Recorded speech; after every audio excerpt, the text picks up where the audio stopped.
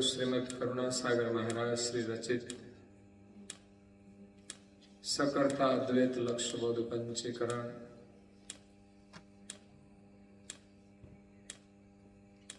इच्छा वृत्ति आदि निज अंशनी लक्षणा प्रकरण से 9 सत कैवल परम यजन परमार्थ साधन उलट क्रिया रजोगुणनी 10 आकांक्षाओं છે।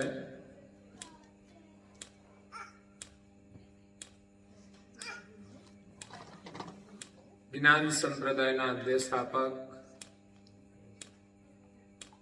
अनंत ब्रह्मांडाधीश विश्व नियंता सकर्ता सत कैवलना परम विशेषांश अनंत अंशोना तारणहार परम मोक्षना दाता कैवल धर्म धुरंधर महान समर्थ परम श्रेष्ठ परम विभूतिवान परम दयालु परम कृपा निधि सर्वज्ञ दिव्य परम गुरु श्रीमद करुणासागर महाराज जगतना जीवोनु परम कल्याण करवा माटे आ विश्वनी अंदर दिव्य देह धारण करी અને પ્રગટ થયા છે।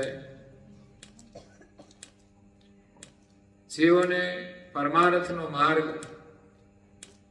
બતાવતા સ્વરચિત सकर्ता अद्वैत लक्ष्यबोध पंचीकरण ग्रंथने विषय रजोगुणनी 10 आकांक्षाओनी उलट क्रिया बतावे छे। भक्तिनो सरल मार्ग કે આપણા શરીરની અંદર જે 10 ઇન્દ્રિયો છે એમાં 10 આકાંક્ષાઓ સમાયેલી છે, 10 ઈચ્છાઓ જોડાયેલી છે। આંખમાં જોવાની, કાનમાં સાંભળવાની, હાથમાં લેવા મૂકવાની, પગમાં ચાલવાની, એ પ્રકારે 10 ઇન્દ્રિયોની જે આકાંક્ષાઓ છે એ જે સામાન્યતઃ ક્રિયા કરે છે, आंख जोवानुं कार्य करे, कान सांभळवानुं कार्य करे, नाक सूंघवानुं कार्य करे, जीभ स्वाद लेवानुं कार्य करे। परंतु ए क्रियाओनी अंदर 2 प्रकारनी क्रिया थाय छे। एक सारी क्रिया पण थाय अने एक खोटी क्रिया पण थाय। तो ज्ञान समजणथी विवेक करे અને આપણે યોગ્ય ક્રિયા કરવાની છે। આ શરીરના માધ્યમથી આપણે ઇન્દ્રિયો દ્વારા જે કંઈ રસ ભુક્તમાન કરીએ છીએ એની અંદર આપણે ફસાઈ ગયા છીએ। भोग विलासनी भावनाथी आपणे रस लईए छीए अने आनंद करीए छीए, पण हकीकतमां ए आनंद सत्य नथी। आंखथी दुनियाना रूपरंग जोवानो एक आनंद रजोगुण प्रधान माणसना मननी अंदर विकृति उत्पन्न करे छे। माणस पोतानुं कर्तव्य भूली जाय छे। तो परम गुरु करुणासागर बापजी आ 10 आकांक्षाओनी उलट क्रिया बतावे छे। उलट मतलब उल्टी नहीं। आपणे जे उल्टी क्रिया करीए छीए एने आपणे बदलवानी छे। अत्यारे जे क्रिया करी रहीए छे एने आपणे उल्टावानी छे। आम तो आगळनी कथाओमां सविस्तार बधी इंद्रियोनी आकांक्षाओनी उलट क्रियानुं वर्णन परम गुरुए कर्યું છે કે જેના દ્વારા આપણી વૃત્તિ એ માલિકનું સ્મરણ કરે, એની સાથે એકતા થાય। આપણા શરીરની કોઈ પણ ઇન્દ્રિય જ્યારે સાંસારિક ક્રિયા કરતી હોય છે ત્યારે આપણે પ્રભુને ભૂલી જઈએ છીએ। અરે ભગવાનનો પાઠ કરતા કરતા થોડો વિચાર આવે ને તો પણ વિક્ષેપ થઈ જાય છે. એટલે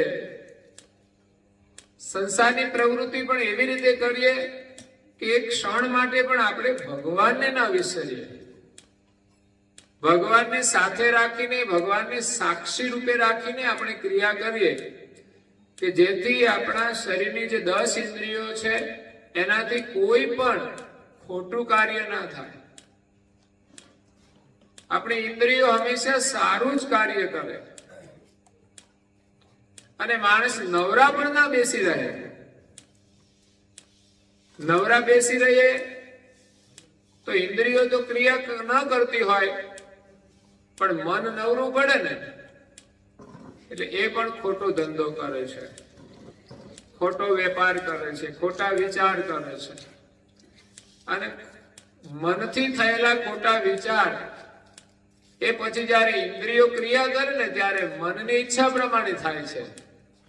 મન બધાનો બોસ છે ઇન્દ્રિયો ઉપર. એટલે આપણે આપણા મનને સાચવવાનું છે.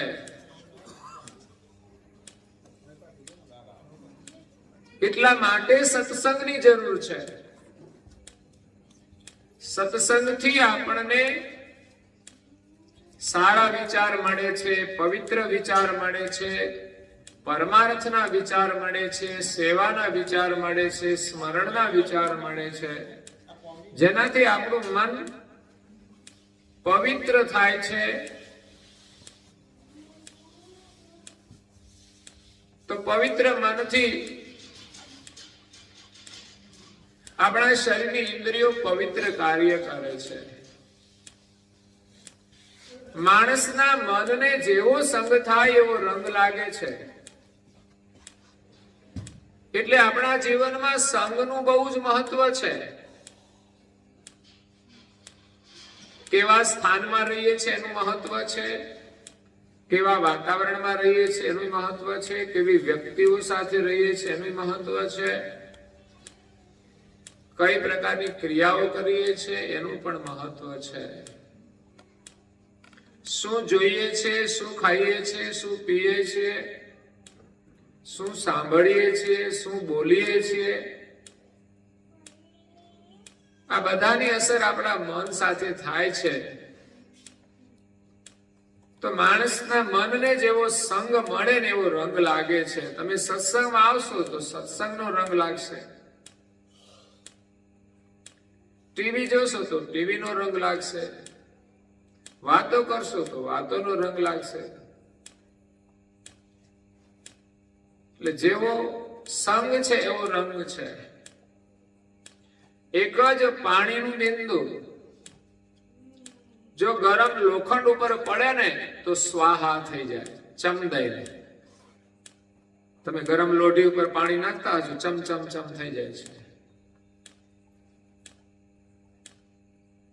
એ જ પાણીનું બંદર જ્યારે કોઈ સ્વાતિ નામની માછલી ગ્રહણ કરે તો એમાંથી એ મોતી બની જાય છે. પાણી તો એ જ હોય પણ એને જેવો સંગ મળ્યો એ પ્રમાણે એનું પરિણામ આવ્યું છે. આપણને મળેલો સમય એને જેવો સંગ મળશે એવું આપણું જીવન બની જશે. એટલે એક એક ક્ષણને આપણે ધ્યાનમાં રાખીને જીવવાનું છે. માણસના મનને ભટકવા માટે બહુ વધારે સમયની જરૂર નથી. એકાદ મલિન વિચાર થોડા સમય માટે આવી જાય તો પણ માણસનું મન ભટકી જાય છે.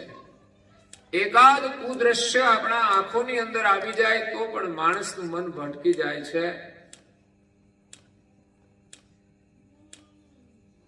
એકાદો અનૈતિક વિચાર આવી જાય તો પણ મન ભટકી જાય છે. એટલે હંમેશા આપણે સંગથી સાવધાન રહેવાનું છે. અહીંયા કરુણાસાગર મહારાજ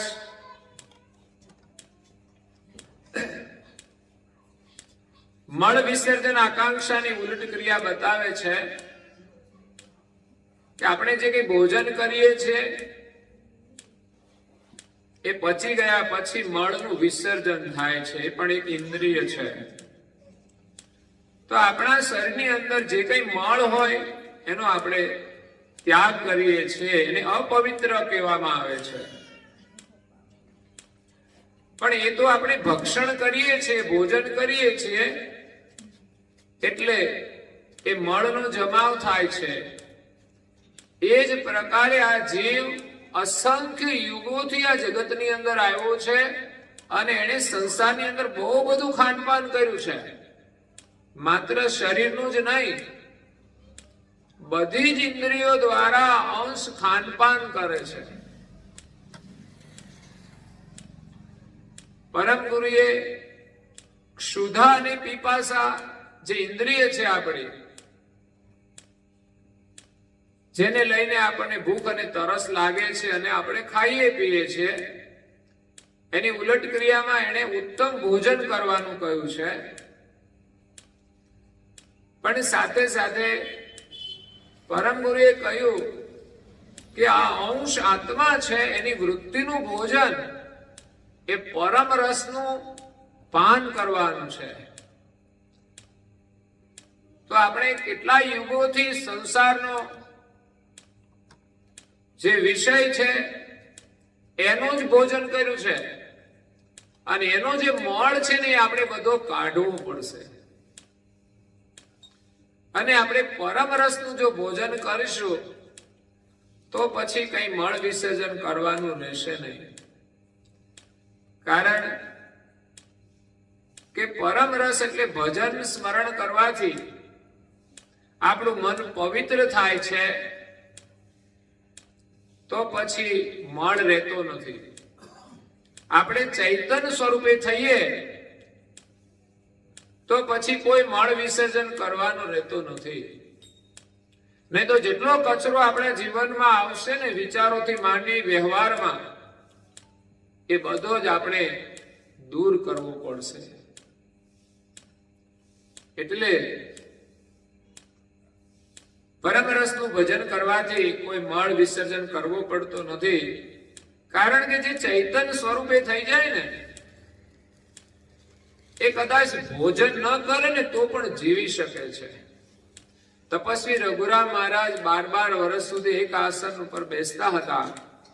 નહીં કોઈ ખાનપાન, નહીં કોઈ મળ વિસર્જન, માત્ર ને માત્ર સમાધિમાં બેસી રહેવાનું. એ દશાનો આનંદ કેવો હશે!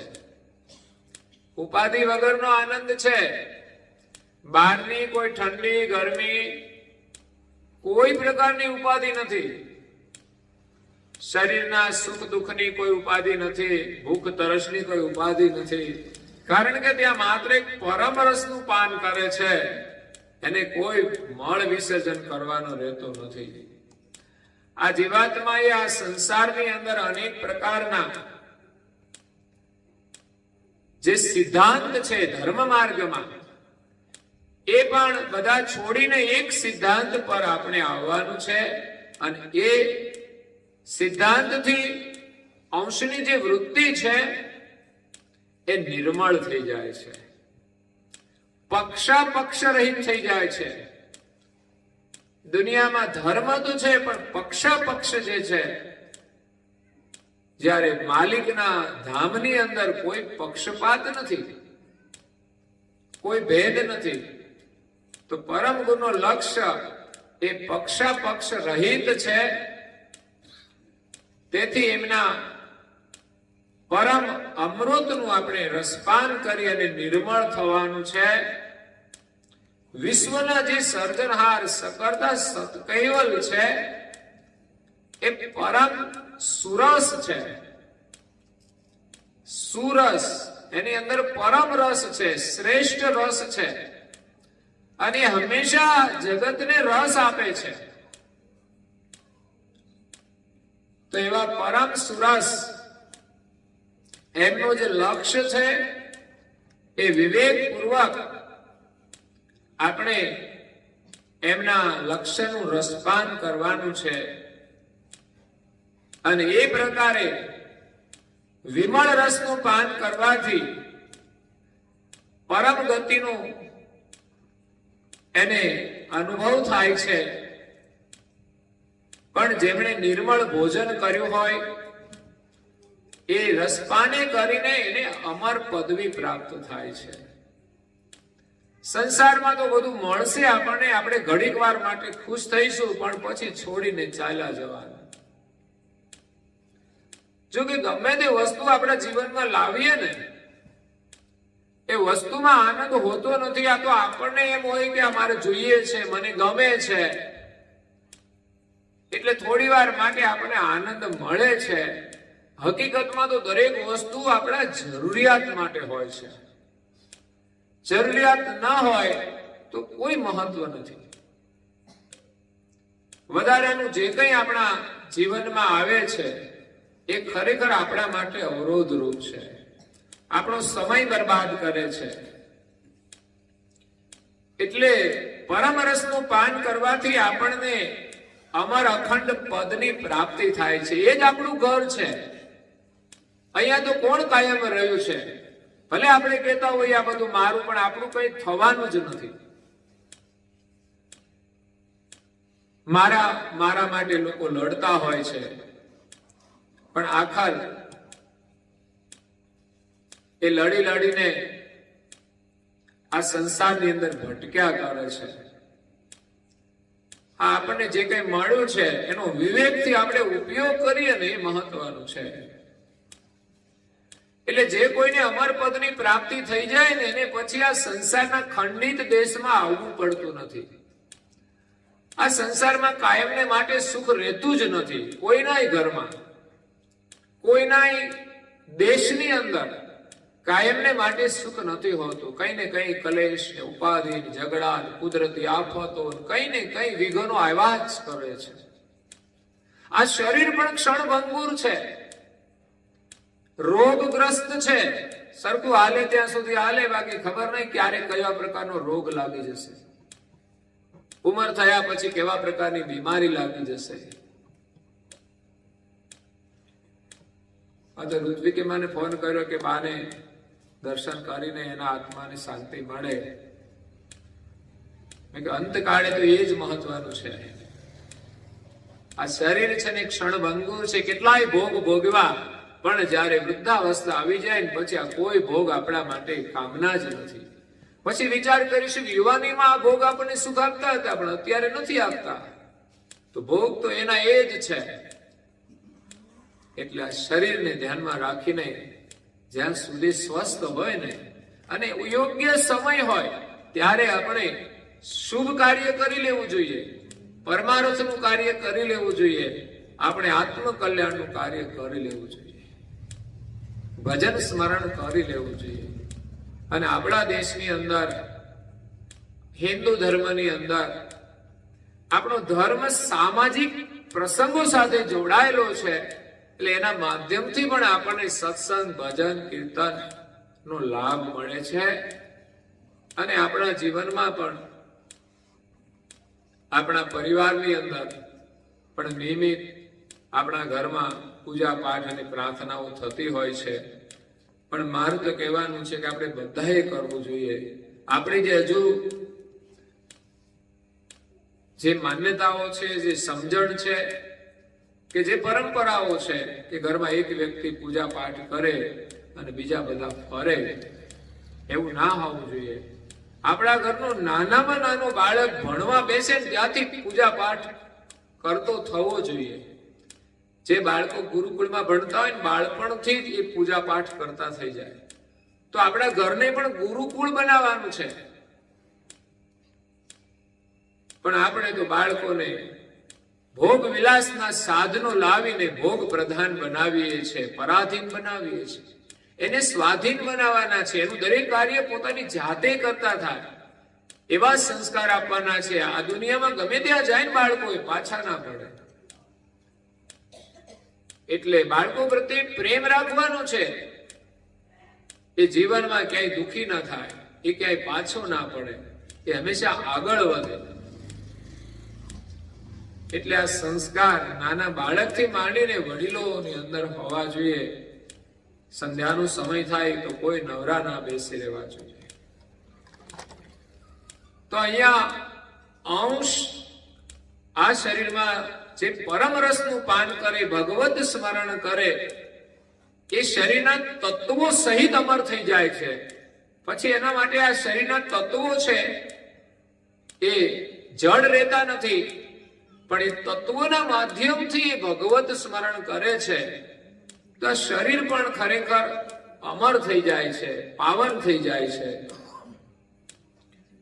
એટલે અંશ છે પોતાની જે સજાણ બાહ્ય દ્રષ્ટિ, આ જગતનું જે અવલોકન કરે છે, એના માધ્યમથી સકળતાનું ભજન રૂપી પરમ અમૃતનું પાન જે કરે છે, એને પછી આ જગતની અંદર કોઈ મળ વિસર્જન કરવાનો રહેતો નથી.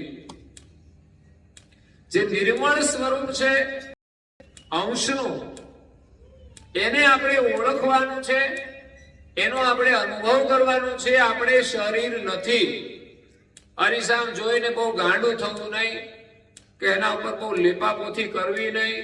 જેવા છીએ એવા જ ભગવાને બનાવ્યા છે. રૂપાળા તો રૂપાળા, જેવા છીએ એવા છીએ. ઉપરથી બહુ કઈ ડેકોરેશન કરવાથી કઈ બહુ લાંબો ફરક પડતો નથી. પણ અંદર રહેલું આપણું જે ચૈતન્ય સ્વરૂપ, જેનાથી આ શરીર ચેતન છે, એ જ આપણે પોતે છીએ. શરીર તો રહેવાનું એક સાધન છે, રહેવાનું એક ઘર છે. એને આપણે ચોખ્ખું રાખવું જોઈએ, સ્વસ્થ રાખવું જોઈએ. એને સારા વસ્ત્ર પહેરાવવા જોઈએ. પણ અત્યારે તો લોકોને બહુ એવું ભાન નથી હોતું કે આપણે કેવા વસ્ત્ર પહેરવા જોઈએ. શાસ્ત્ર અનુસાર, સંસ્કૃતિ અનુસાર, દેશ અને કાળ અનુસાર, ઋતુ અનુસાર વસ્ત્ર પરિધાન કરવા જોઈએ. અને મર્યાદાની માટે વસ્ત્ર પરિધાન કરવા જોઈએ. એટલે આ શરીરમાં જે ચૈતન્ય સ્વરૂપ છે એ નિર્મળ છે. એના વિશે કોઈ મળ રહેતો નથી. રજ માત્ર પણ મળ દ્રષ્ટિ નથી. અને એવી વિમળ દ્રષ્ટિથી આપણે સકળતાનું અવલોકન કરવાનું છે. જો આપણું સ્વરૂપ નિર્મળ થશે અને નિર્મળ સ્વરૂપ અનુભવમાં આવશે ને, તો જ માલિક આપણને દર્શન આપશે.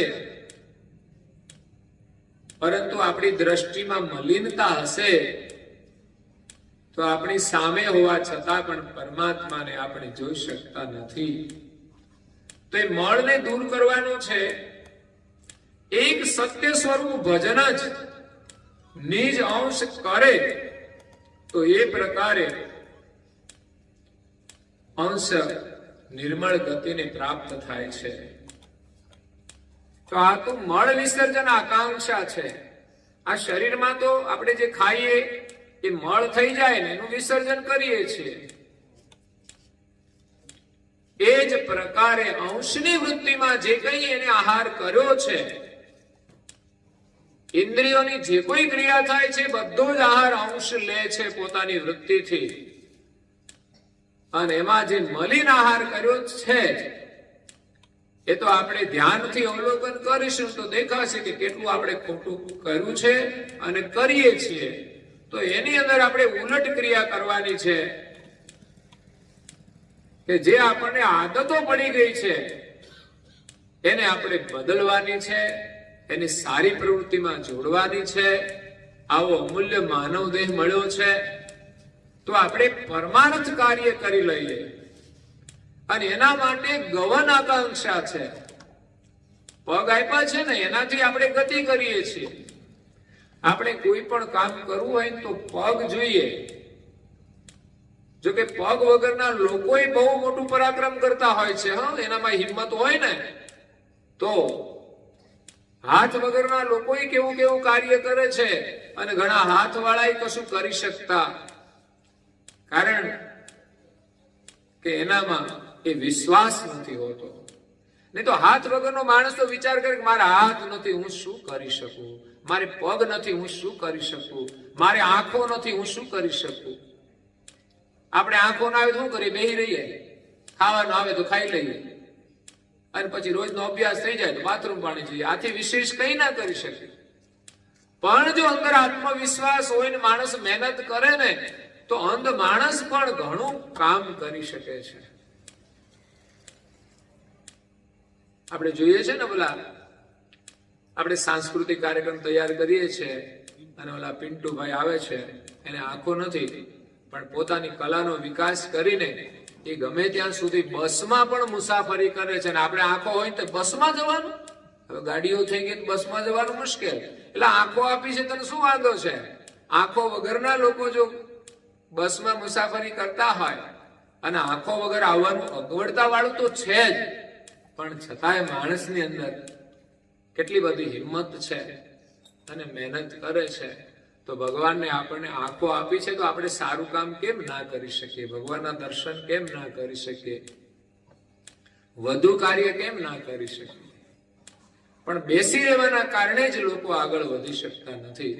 બાકી મહેનત કરે તો જો અંધને સફળતા મળતી હોય, પંગુને સફળતા મળતી હોય, હાથ ન હોય એને સફળતા મળતી હોય, તો પછી હાથ પગ અને આંખો વાળાને કેમ સફળતા ના મળે? ભલે થોડી ઘણી ઓછી વધતી મળે, પણ સફળતા તો અવશ્ય મળે જ છે. તો આપણે ભગવાને પગ આપ્યા છે ગગન આકાંક્ષા.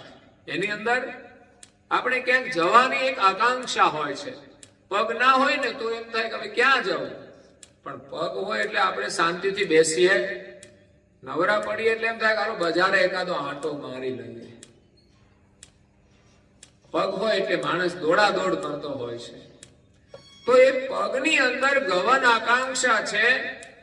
તો એમાં પરમ ગુરુ કહે છે કે માણસ સારા અને નરસા બંને પ્રકારના કાર્ય માટે વિચરણ કરે છે.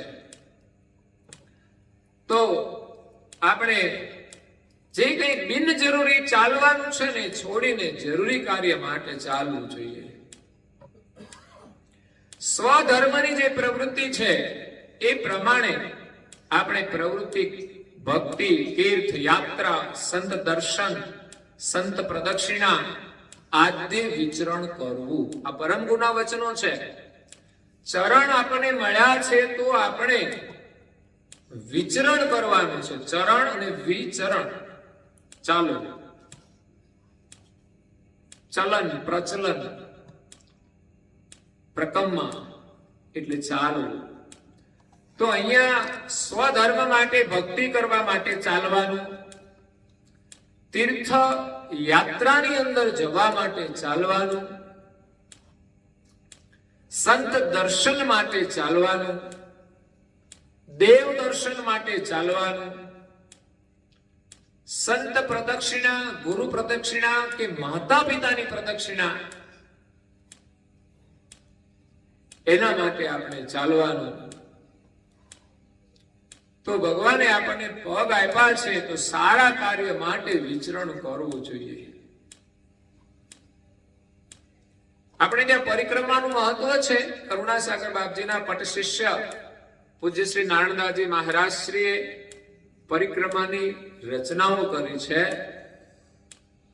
અને પરિક્રમા કરવાથી કેટલો બધો લાભ મળે છે એમાં આપણો વિશ્વાસ છે. અને લાભ કેટલો, એક એક ડગલે કરોડો યજ્ઞનું ફળ મળે. અને પછી એક પરિક્રમા કરીએ તો એક ખાણમાંથી મુક્તિ મળી જાય, એવો મહાલાભ છે. પણ પરિક્રમા થવી જોઈએ, પછી આટા મારો તો ના થાય. નહીં તો ઘણા લોકો મંદિરમાં જતા હોય, ફરતા હોય, પણ આટા મારતા હોય, વાતો કરતા હોય, તો એ પરિક્રમા નથી બનતી. સંપૂર્ણ પરિક્રમાના ભાવથી આપણે પરિક્રમા કરીએ, ઈષ્ટદેવના સ્મરણ સાથે પરિક્રમા કરીએ. અગર તો પરિક્રમા ગાતા ગાતા, હું જોઉં છું જેને ન આવડતું એ પુસ્તિકા રાખીને પણ અંદરથી વાંચતા જાય ને પરિક્રમા કરે છે. તો એ પ્રકારે પરિક્રમા કરવી જોઈએ. કારણ કે પરિક્રમાની અંદર પરમ ગુરુ કેન્દ્ર સ્થાને છે. આપણે કોની પરિક્રમા કરીએ છીએ સતત સ્મરણમાં હોય છે. કોઈ માતા પિતાની પરિક્રમા કરે તો ક્યારે કરે? માતા પિતા પ્રત્યે કેટલો ભાવ હોય ત્યારે એની પરિક્રમા કરે, તો એની પ્રેમ હોય છે. ત્યારે પરિક્રમા કરતી વખતે પણ એના હૃદયની અંદર એ જ ઉમંગ હોય, એ જ વિચાર હોય, એ જ ગૌરવ હોય છે. એમ જેની પરિક્રમા કરવામાં આવે એના પ્રત્યે અહોભાવ હોય છે. તો નારણદાસજી મહારાજ તો કહે છે કે ચાલો સંત સજ્જન પરિક્રમા પ્રભુની કરો છો.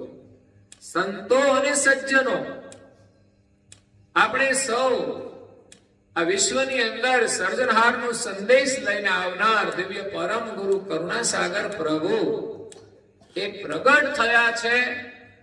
એની આપણે પરિક્રમા કરી અને આશીર્વાદ લઈએ, એમના દર્શન કરીએ અને એમના ચરણમાં આપણું શીશ નમાવીએ. માત્ર પરિક્રમા નથી, એ દર્શન છે. પરિક્રમા ક્યારે કરવાની હોય? દર્શન કરીને કરવાની હોય અને માથું નમાવીને કરવાની હોય. એટલે દર્શન કરવાથી અહોભાવ થાય છે, માથું નમાવાથી આપણામાં વિનમ્રતા આવે છે, હૃદય આપણું કોમળ બની જાય છે.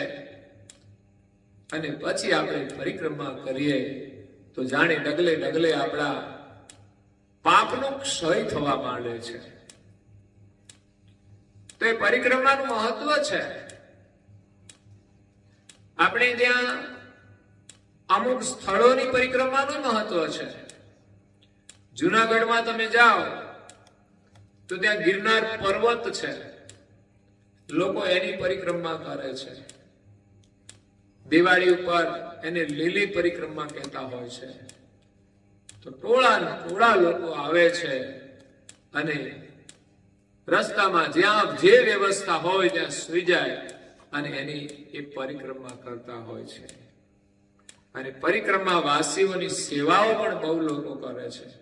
આપણે ત્યાં પગપાળા જે યાત્રાઓ થાય છે એ પરિક્રમાનું જ સ્વરૂપ છે. અને જે ચાલીને જતા હોય એની સેવાનું પણ લોકોને બહુ ગૌરવ હોય છે.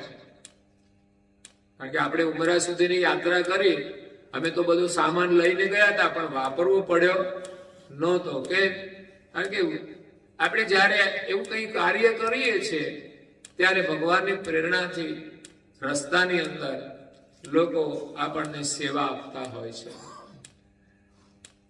એટલે પરિક્રમાનું મહત્વ છે. પરિક્રમા એક તપશ્ચર્યા છે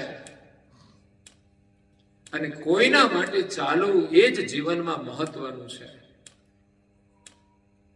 પરમાર્થ કાર્ય માટે ચાલવું એ મહત્વનું છે. નહીં તો પછી છે ને હાંધાના દુખાવા થઈ જાય તો ગાડીને બ્રેક લાગી જાય. એટલે સારા પગ હોય ને ત્યાં સુધી આપણે સારું કામ કરી લેવું. પછી ન ચાલે તો શાંતિથી બેસવું. પછી તો શું કરવાનું? પછી બેઠા બેઠા સ્મરણ કરવાનું. જે કઈ પરિસ્થિતિ આવે દરેક પરિસ્થિતિમાં આપણે ભગવત સ્મરણ કરી શકીએ છીએ. તો શિવરાત્રી ઉપર પણ જુનાગઢની અંદર અનેક લોકો આવે છે. ગિરનારની પરિક્રમાનું મહત્વ, એની અંદર અનેક સંતો સાધના કરતા હોય, તપશ્ચર્યા કરતા હોય, એની ચેતના એ ગિરનારની અંદર છે. ગિરનાર ઉપર દત્તાત્રેયનો વાસ છે. લોકો એટલું બધું ચડીને પણ ત્યાં દર્શન કરવા જતા હોય છે. આજે તો રોપવે થઈ ગયા છે એટલે હાલવાનું ઓછું થયું છે, પણ પહેલાના સમયમાં તો છેક સુધી લોકો ચાલીને જતા હતા. તો એ પરિક્રમાનું એક મહત્વ છે. હમણાં ઉત્તર ભારતમાં ગયા, ત્યાં એક ગોવર્ધન પર્વત જે કૃષ્ણએ ટચલી આંગળી ઉપર ઊંચો કર્યો હતો એની પણ લોકો પરિક્રમા કરે છે. પછી ચિત્રકૂટની અંદર એક કામદગીરી પર્વત છે, ત્યાં અમે ગયા તો ત્યાં પણ એનો મહિમા છે પરિક્રમા કરવાનો. એ તો બહુ નાની પરિક્રમા છતાં પણ એ મનોકામના પૂર્ણ કરનાર કામદગીરી પર્વત છે. રામે એને કઈ આશીર્વાદ આપ્યા છે એટલે લોકો શ્રદ્ધાથી ત્યાં જઈને પરિક્રમા કરે છે. તો આપણા માટે એક શ્રદ્ધાનું માધ્યમ બને છે. એટલે જુદી જુદી પ્રકારે જીવો આ ધર્મની અંદર શ્રદ્ધાથી જોડાયેલા છે. એટલે અલગ અલગ સ્થળોએ અલગ અલગ કાર્યનો મહિમા છે. તો એ પ્રકારે આપણા જીવનમાં પ્રકમ્માનું મહત્વ છે અને આપણા શાસ્ત્રોમાં પણ એનું વર્ણન આવે છે. હમણાં જ મેં એક પ્રસંગ કહ્યો હતો, નાપાડની અંદર કહળસંગ અને જતનભાઈ, એને સંતોની બહુ સેવા કરી સાચા ગુરુની પ્રાપ્તિ માટે, પણ એને કોઈ સાચા ગુરુ ના મળ્યા. ત્યારે સંતો પ્રત્યે અભાવ થઈ ગયો. ત્યારે સ્વયં પરમ ગુરુ પ્રગટ થઈને એમના ઘરે જાય છે. જ્યારે પરમ ગુરુ સારસામાં વિદ્યમાન હતા એ સમયનો પ્રસંગ નાપાડ ગામમાં, આણંદથી બોરસદ રોડ ઉપર છે. ત્યાં ક્ષત્રિય કહલસંગ અને જતનબાઈ એ ભગવાનને મેળવવા માટે બહુ જ આતુર અને વ્યાકુળ થઈ ગયા કે ભગવાનને પામવા માટે, ભગવાનનું ભજન કરવા માટે ગુરુની જરૂર છે. અને કોઈ મહાન ગુરુ હોય એ જ આપણને ભગવાન સુધી પહોંચાડી શકે. તો સાચા ગુરુની એમણે પરીક્ષા કરવાનું શરૂ કર્યું. પરીક્ષા એટલે માત્ર જે પરીક્ષા નહીં, એ પોતે સેવા કરીને એનું અવલોકન કરે કે કોઈ સાચા સંત મળે અને અમારો દીકરો જે મૂંગો છે બોલતો થઈ જાય. એટલું જ નહીં, પણ એ જ્ઞાનનું જો ઉચ્ચારણ કરે તો એ કોઈ મહાન સંત હશે અને એને આપણે ગુરુ કરવા છે. પણ કોઈનાથી એ બાળક બોલતો ના થયો. જ્ઞાનની વાત તો પછી રહી, માત્ર બોલતો પણ ના થયો.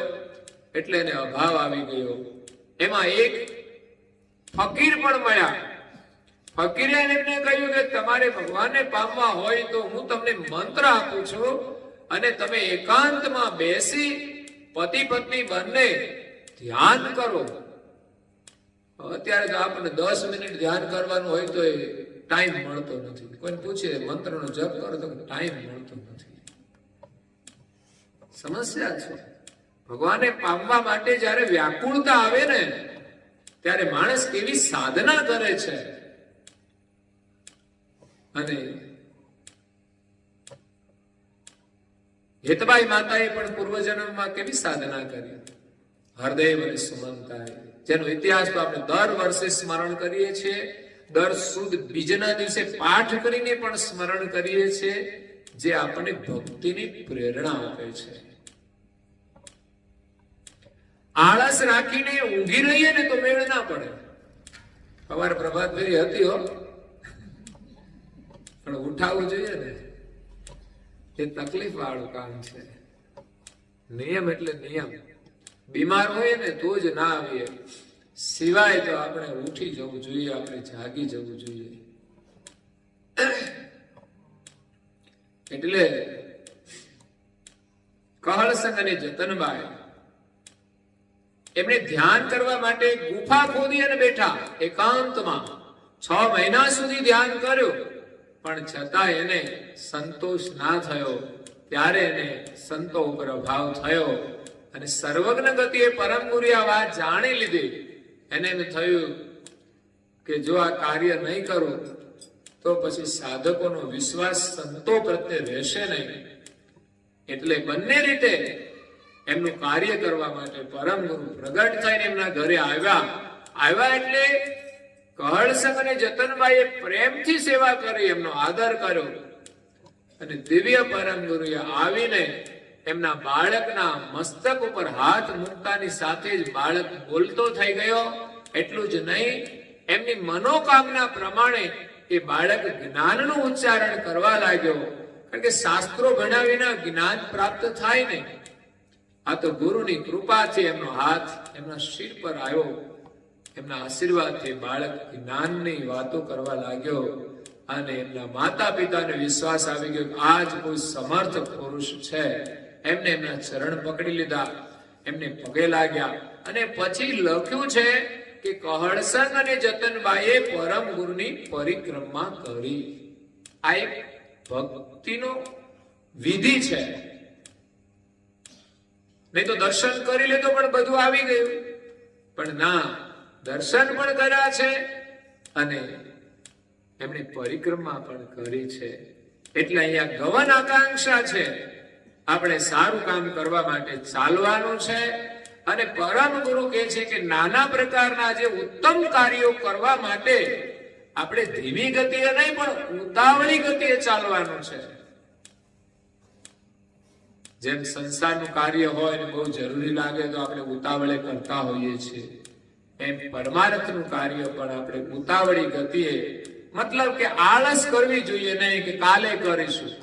ઘણા કામમાં આપણે કે આજે યોગ નથી, આજે ટાઈમ નથી તો કાલે કરીશું, પણ ના બને એટલો પ્રયાસ આપણે ઉતાવળી ગતિએ ચાલીને આ કાર્યો કરવાના છે. શા માટે? કે ભાઈ આપણને ખબર છે કાલે શું થવાનું છે. આ શરીરનો કોઈ ભરોસો નથી ક્યારે છૂટી જશે, એટલા માટે ઉતાવળી ગતિએ કામ કરી લેવાનું. નવનાથ એને મળવા માટે રાજા જનક જાય છે.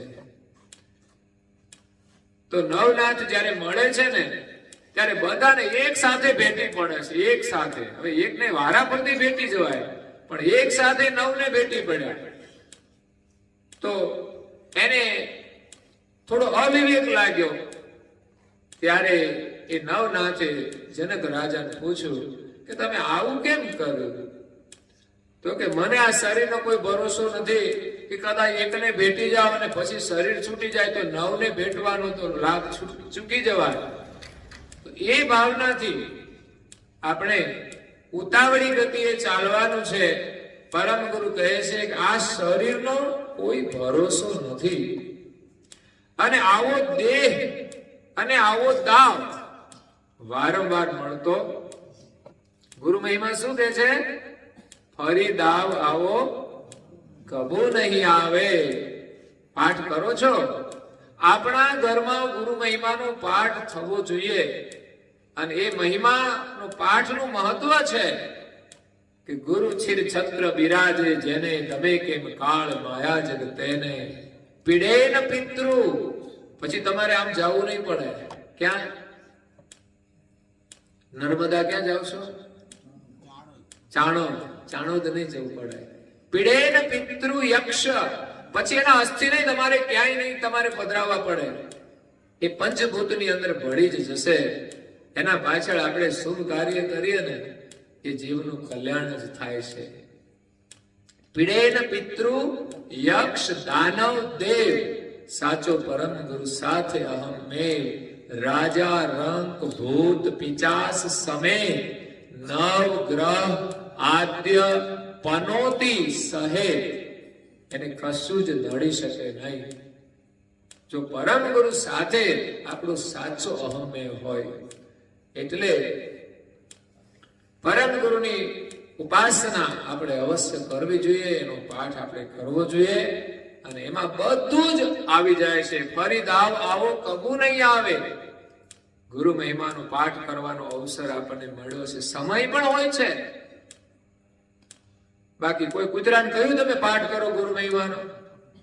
એને કોઈ કહે છે તમે મંદિરમાં જાઓ, જ્યાં બેઠા હોય ત્યાં બેહવા દેવાના, એને ઉભા જ નહીં કરવાના, નહીં તો પાછા સીધા તો હાલે નહીં. એટલે શાંતિથી બેઠા હોય ને બેસવા દેવાના. પણ માણસ છે ને આપણે આ મોકો મળ્યો છે, ફરી આવો મોકો નહીં મળે. ઓ દુનિયાના લોકો મળ્યો છે આવો મોકો. ઓ દુનિયાના લોકો મળ્યો છે આવો મોકો. ભજી લ્યો ભજી લ્યો ભજી લ્યો કીર્તાર. ભજી લ્યો ભજી લ્યો કૈવલ કીર્તાર. આવો મોકો ક્યારે મળે ભગવાનનું નામ લેવાનું? તો અહીંયા પરમ ગુરુ કહે છે કે તીર્થ યાત્રા, સંત દર્શન, પરમ ગુરુનો જે કૈવલ લક્ષ્ય, ખુદ આપણા પિતા તરફનું જે પૂર્ણ સાધન છે એને સંપાદન કરી આપણા પતિને મળવા માટે આપણે ગમન કરવાનું છે. પ્રયત્ન કરવાનો, બસ પ્રયત્નશીલ રહેવું જોઈએ. માણસ પ્રયત્ન કરશે ને તો કોઈ વસ્તુ અસંભવ નથી. પણ ઘણી વાર લોકો પ્રયત્ન જ નથી કરતા, ન સારી પ્રવૃત્તિ માટે પ્રયત્ન કરે છે, ન ખોટી પ્રવૃત્તિ છોડવાનો પ્રયત્ન કરે છે. તો સર્વપ્રથમ આપણા શરીરના જે તત્વો ક્રિયા કરે છે ને એ સંસારમુખી છે ને એને આપણે પાછા વાળવાના છે ને સજાણ ગતિએ કરવાના. ગમન કરવામાં કિંચિત માત્ર સંદેહ રાખવો નહીં, અનુમાન કરવું નહીં. ઉપાસના, જ્ઞાન અને વૈરાગ એ તો પરમ ગુરુની કૃપાનું સૌભાગ્ય છે કે આપણને જ્ઞાન મળે છે, એની આપણે ઉપાસના યા ભક્તિ કરીએ છીએ અને આપણામાં સંસાર પ્રત્યે વૈરાગ આવે છે. સંસારનો મોહ છૂટી જાય એ જ પરમ ગુરુની કૃપા છે. પણ આપણે તો એમ માને ભગવાન મને આ આપી દો, મને પેલું આપી દો ને માયામાં હું ફસાઈ જાઉં. એ કૃપા નથી. તમે કઈ માગણી કરો, તમે કઈ સાધના કરો તો ફળ તો મળી જાય છે, પણ પરમ ગુરુની કૃપા એ છે કે આપણને એનું જ્ઞાન મળે, આપણને સાચી સમજ મળે. આજે લોકોની અંદર સમજણના અભાવે જ લોકો દુખી છે. સાચી સમજણ મળી જાય ને તો બહાર તો કોઈની સાથે ઝઘડો ના થાય, પણ આપણા મનની અંદર ઝઘડો ના રહે. કારણ કે મોટો ઝઘડો આપણા મનની અંદર છે. તો જ્ઞાન, વૈરાગ અને ભક્તિ ઉપાસના એ જ પરમ ગુરુની કૃપાનું મોટું સૌભાગ્ય છે. આ કથા શ્રવણ કરીએ છીએ એ પણ એનું સૌભાગ્ય છે. સદગત આત્મા પાછળ આ કથા થઈ છે એ એનું સૌભાગ્ય છે અને પરિવારનું પણ સૌભાગ્ય છે. બધાનું કલ્યાણ કરનારી આ કથા છે. જે કોઈ આવીને બેઠા છે સાંભળવા માટે એ બધાનું સૌભાગ્ય છે. આવો યોગ ફરી મળતો નથી. એક રાજા અને રાણી જતા હતા જંગલમાંથી.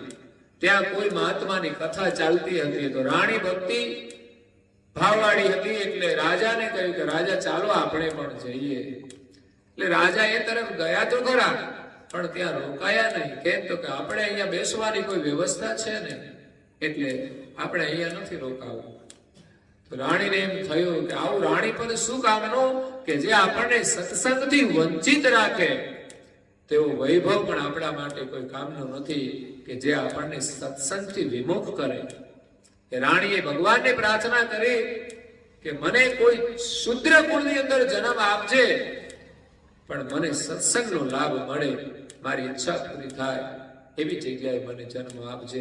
અને એ જ રાણીએ બીજા જન્મમાં શબર કુળમાં જન્મ લીધો અને એ જ શબરીબાઈ ઘરનો ત્યાગ કરી અને માતંગ ઋષિના આશ્રમની અંદર સંતોના સાનિધ્યમાં સત્સંગનો લાભ લેવા માટે આવી જાય છે, સેવા કરે છે અને આખરે એને રામના દર્શન થઈ જાય છે. એનું જીવન ધન્ય બની જાય છે. જીવનભર એને રામનું સ્મરણ કર્યું. રામા રામા રટતે રટતે બીતી રે ઉમારે યા. રામા રામા રટતે રટતે બીતી રે ઉમારે યા. રઘુકુલ નંદન કબ आओगे ભીલની કી ડગરિયા. રામા રામા રટતે રટતે બીતી રે ઉમારિયા. રામા રામા રટતે રટતે બીતી રે ઉમારિયા. શબરીબાઈના જેવો આપણામાં વિશ્વાસ હોય તો એક દિવસ પ્રભુ આપણને મળશે. એવી રીતે આપણે ભક્તિ કરવાની છે. રોજ ઉઠીને નવી પ્રતીક્ષા. જીવનમાં ક્યારેય હિંમત હારવાની નહીં. નિરાશા આવે છતાં પણ આશા છોડવાની નહીં. સંસારમાં નિરાશા આવે ને તો બધી આશાઓ છોડવાની, પણ ભક્તિની અંદર થોડી નિષ્ફળતા મળે કે નિરાશા થાય ને તો પણ આશા નહીં છોડવાની. આપણી આશા ચોક્કસ પૂરી થશે. તો અહીંયા આપણે આદિ માલિકનું જે ભજન કરવાને યોગ્ય થવાનું છે અને ગમન કરવાની ગતિએ ચાલવાનું કે આપણે ભક્તિના માર્ગે આગળ વધીએ. નહીં તો આપણે જન્મથી ભક્તિ કરીએ ને ઘરડા થઈ જઈએ ને તો આપણા સ્વભાવમાં કોઈ ફેર ના પડે તો સમજવાનું આપણે એક ડગલું પણ ચાલ્યા નથી. ઘણી વાર લોકો જાત્રામાં જાય ને પછી આવે તો એવા ને એવા, બધી નદીઓમાં નાઈને આવ્યા હોય પણ છતાંય સ્વભાવમાં કોઈ પરિવર્તન ના થાય. યાત્રામાં જઈએ ત્યારે, તીર્થમાં જઈએ તો કંઈક સંકલ્પ કરીને આવીએ તો એનું આપણને ફળ મળે છે. અને તીર્થયાત્રાનો પ્રભાવ હોય છે કે સમય લીધેલો સંકલ્પ પણ સાકાર થઈ જાય છે. એટલે પોતાની ઈચ્છા થી આ ગતિની અંદર આપણે બિરાજમાન થવાનું છે.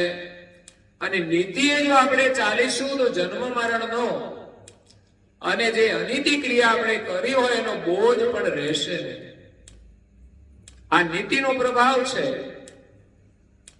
એટલે એ પ્રમાણે નીતિ ધર્મથી ચાલતા ચાલતા આપણે પોતાના સ્વરૂપ સુધી પહોંચી જઈએ અને સ્વરૂપની ઓળખાણ થઈ જાય પછી આ માપક જે શરીર છે એના અંદર રહેલું આપણું જે નિજ સ્વરૂપ અલ્પગ્ન છે એ એના દ્વારા એની ગતિ આપણને બહુ પ્રકારે જાણવામાં આવશે. એ સ્વરૂપનો જે અનુભવ છે ને બહુ અદ્ભુત છે. અનાદિ જે નિજ કરતા છે, સર્જનહાર સત્કૈવલ છે, અંશના જે પિતા છે, પછી આપણે સ્વરૂપને પામ્યા પછી એના તરફ આગળ વધવાનું છે. અત્યારે આપણે આ શરીર ભાવની અંદરથી આપણા સ્વરૂપ તરફ આગળ વધવાનું છે. અને સ્વરૂપની અનુભૂતિ થઈ જાય પછી આપણે માલિક તરફ આગળ વધવાનું છે. અત્યારે તો આપણી ભક્તિ ભગવાન તરફ આગળ વધવા નહીં પણ આપણા સ્વરૂપ તરફ આગળ વધવા માટે આપણે કરી રહ્યા છીએ કે આપણા જે દોષો છે એને આપણે દૂર કરવાના છે. એટલે કૈવલ કર્તાની અપાર ગતિ જાણી અને આપણે ઉતાવળી ગતિએ ચાલવાનું છે. અને કેવી રીતે? બહુ સુંદર દ્રષ્ટાંત, નાનકડું અને અનુભવનું દ્રષ્ટાંત. એક નાનું બાળક માતાને જોઈ અને માતાને મળવા માટે જેમ દોડે છે, આંધળી દોટ દે છે, એવી જ રીતે આપણે ઉતાવળી ગતિએ કર્તાને મળવા માટે ચાલવાનું છે. એ રીતે ચાલ્યા વગર આ રસ્તો કઈ ઓછો થાય એમ છે? કારણ કે કૈવલ ધામ ઘણું દૂર છે. ઘણા લોકોને ઘરેથી મંદિર સુધી આવવામાં દૂર લાગે છે તો એ કૈવલ ધામમાં તો ક્યારે પહોંચે? એને તો અહીં નીચે નીચે ફર્યા કરવાનું. એટલે થોડો સમય કાઢીને પણ આપણે આ કામ કરીશું. અને એક કૈવલ મંત્ર લેખન કરવાનો પણ નિયમ આપ્યો છે કે જેટલા સદસ્યો છે ધર્મ દીક્ષાર્થી તમામે કૈવલ મંત્રનું લેખન કરીને આપણે પ્રતિષ્ઠા યજ્ઞની અંદર એ અર્પણ કરવાના છે. તો નાના બાળકથી માંડીને ઘરના તમામ સભ્યો ઓછામાં ઓછા 120 મંત્ર લખવામાં 5 મિનિટ લાગે છે. તો અવશ્ય મંત્રનું લેખન કરીને કૈવલનું સ્મરણ કરીશું. અને આપણા નિયમ અનુસાર તો દર ગુરુવારે કથા ચાલે છે. હું ના હોઉં તો અમારા હવે ભાવિ કથાકાર છે એ તમને લાભ આપે છે. પછી શનિવારે આપણે, આવતીકાલે શનિવાર છે એટલે ધૂન રાખવાની કહી છે, મને સમાચાર મળ્યા હતા. અને રવિવારે અહીંયા જ ભજન કરવાનું છે. તો એ રીતે આપણે નિરંતર લાભ લઈએ છીએ. તો અહીંયા પરમ ગુરુ કહે છે કે અતૂટ પ્રતીતિ વિશ્વાસ ધારણા વડે તમે ચાલજો. પછી તમારે કલ્પના અંત સુધી ચાલવું નહીં પડે. નહીતર તો આ સૃષ્ટિ રહેશે ત્યાં સુધી આ સંસારમાં ચાલી ચાલીને થાકી જઈશું. પણ જો એક સાચી દિશામાં ચાલીશું ને તો પછી આપણે ચાલવાનું રહેશે નહીં. એટલા માટે આ જે એક ગવન ગતિ છે એ પરમાર્થની દોસ્તી કરી અને ચાલજો. પરમાર્થની દોસ્તી કરીને. અને આ પ્રમાણે અહીં સુધી ચાલવામાં વચ્ચે ક્યાંય ખોટી થઈને વિશ્રામ લેશો નહીં. તમે કોઈ મહત્વના કામે નીકળ્યા હોય પછી વચ્ચે ક્યાંય ખોટી થાવ છો? આરામ કરો છો કે ના ના મારે જલ્દી ઉતાવળ છે, એમ આપણે ક્યાંય રોકાવાનું નથી સંસારના વિલાસમાં. તો આ પ્રકારે પરમ ગુરુની ઉપાસના ગતિ નો અનુભવ છે એ આપણને અનુભવમાં આવશે અને આપણું કલ્યાણ થશે. અહીંયા સદગત આત્મા છે, જસી, શું નામ છે, જસીબેન રમણભાઈ, એની પાવન સ્મૃતિમાં એમના સુપુત્રો શ્રી હસમુખભાઈ, અતુલભાઈ અને મારા પંકજભાઈ સપરિવારની હાર્દિક ભાવનાથી આજની કથાનું આયોજન કર્યું. મને બહુ આનંદ થયો કે તમે આવું કાર્ય કરતા રહો અને પરમ ગુરુના આશીર્વાદ લેતા રહો. આપણા માટે જે વિવિધ પ્રવૃત્તિ છે એમાં જેનો યોગ હોય એ થાય, એ આપણા માટે આશીર્વાદરૂપ છે. કોઈ પ્રસંગ નિમિત્તે થાય એ આપણા માટે મહત્વનું છે. એટલે ગુરુકથા હોય, ભજન હોય, ધૂન હોય, એ સિવાય પણ જે શ્રદ્ધા હોય એ ધાર્મિક ક્રિયાઓ થાય તો એ આપણા માટે ઉત્તમ છે. તો અહીંયા આપણો સમય થાય છે, તો કથાને આપણે વિરામ આપીએ છીએ. અસ્તુ સત્કૈવલ સાહેબ જે બોલાવો. आज शुक्र स्वराज करुणेश कलवृता की जय। श्री कृष्ण स्वयं महाराज की जय। परम गुरु स्मृत करुणा सागर महाराज की जय। नारायण दास जी महाराज की जय। गुरुदेव दास जी महाराज की जय। भगवान दास जी महाराज की जय। प्रयाग दास जी महाराज की जय। सिद्धर दास जी महाराज की जय। श्री दास जी महाराज की जय। धर्म प्रिय दास जी महाराज की सब संतन की जय। सब देवन की जय। ज्ञान संप्रदाय की जय। सुगाली सार सापरी की जय। केवल धाम की जय। कथा सत्संग पूर्णावती का सत केवल 3 વાર પગે લાગીશું, માથું જરા નમાવીને. સત કેવલ સાહેબ.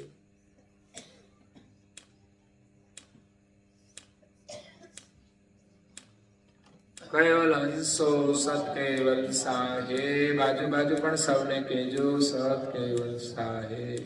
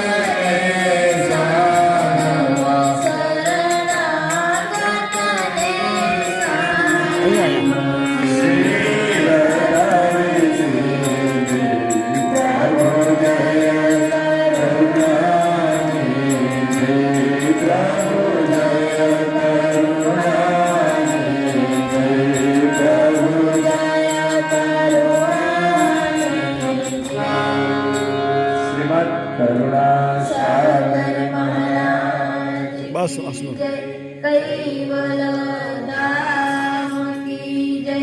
श्री अविचलदास जी महाराज की जय। श्री धर्म प्रियदास